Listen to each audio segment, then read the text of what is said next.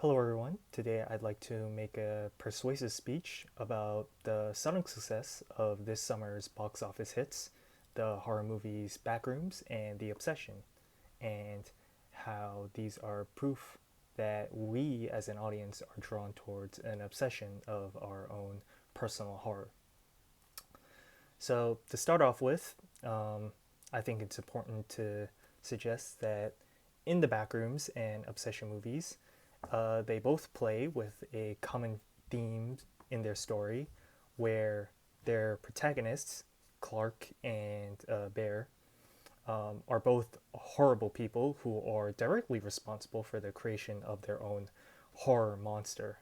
that lead to their own demise. Now, we're heading into spoiler territory, but in order to paint the picture, we have to discuss um, the fact that in the Backrooms, we follow Clark, who is a failed architect who has been kicked out of his own house by his own wife and is stuck struggling to sell furniture as his life spirals out of control. Now, one night, as he is forced to sleep in his own store, he discusses and, or rather, discovers the entrance to the backrooms, a space of infinite liminality and stored memories that warp and misremember reality down to its barest bones. Now, the backrooms is more of a place than an actual monster per se. It's something that facilitates how one is perceived and does its best to copy what it remembers. Um, as Clark himself puts it, this place builds them, or rather, more like it remembers them, just slightly wrong, where all these places, rooms, buildings, are misremembering themselves. Now, Clark eventually goes insane in the back rooms, which leads to his therapist, Mary, who explores the back rooms herself in order to try and find him. Now, Clark kidnaps Mary, and the two of them have this tense moment where Clark plays out his deluded fantasies to an audience of still lifes and Mary herself, where Mary then reveals that in reality, Clark is just a self serving, narcissistic, uh, angry person who is directly responsible for all his faults and being a loser. Um, as Mary tells him in an outburst, the reason his wife left him wasn't the drinking or stumbling across long hours in his furniture store or his rage. It was his whining, where nothing was ever his fault. Um, and every single one of his faults, his job, his failed dreams, his anger, he would just blame on something besides himself. Now, all this culminates in the reveal of the monster of the movie, where we will aptly dub him as Captain Clark, which is an entity, or rather, still life copy of Clark himself, who was stalking Clark and his companions throughout the entire movie. Now, Captain Clark is a reflection of Clark himself, where all his violent tendencies and temper are boiled down into a malformed creature that just lashes out at anything it can find.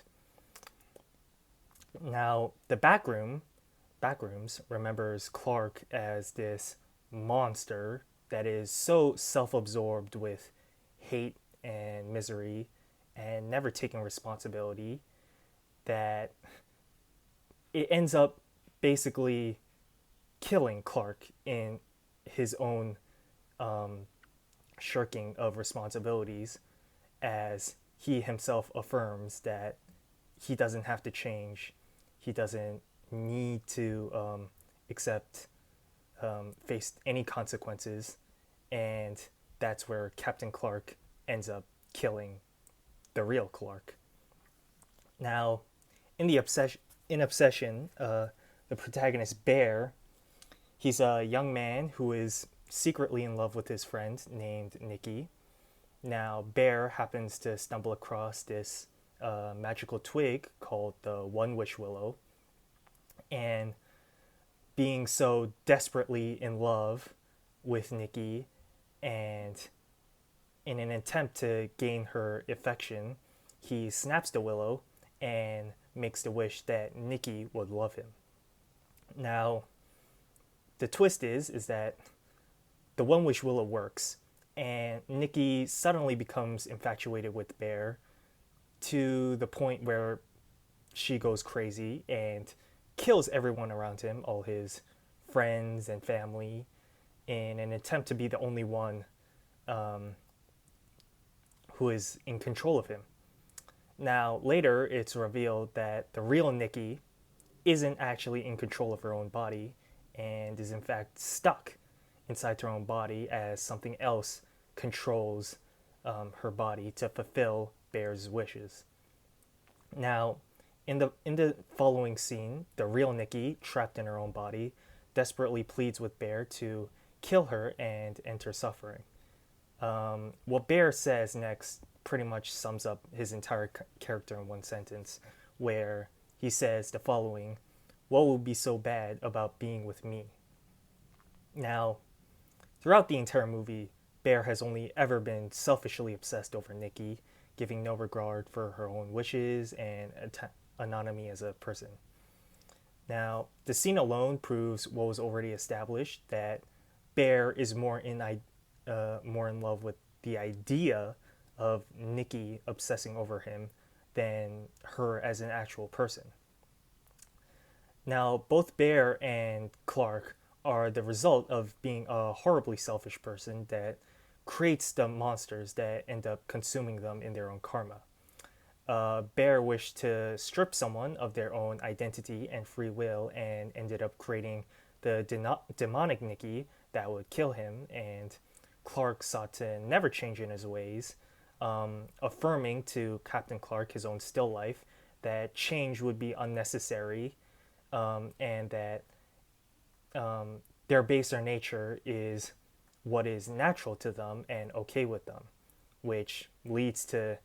Captain Clark, the monster, giving into his own natural instincts and just eating Clark. Now, I think that it's these moral failings of the protagonist that make these two box office hits so enjoyable for so many people. It allows the audience to engage with the movie in a way that questions how we often struggle to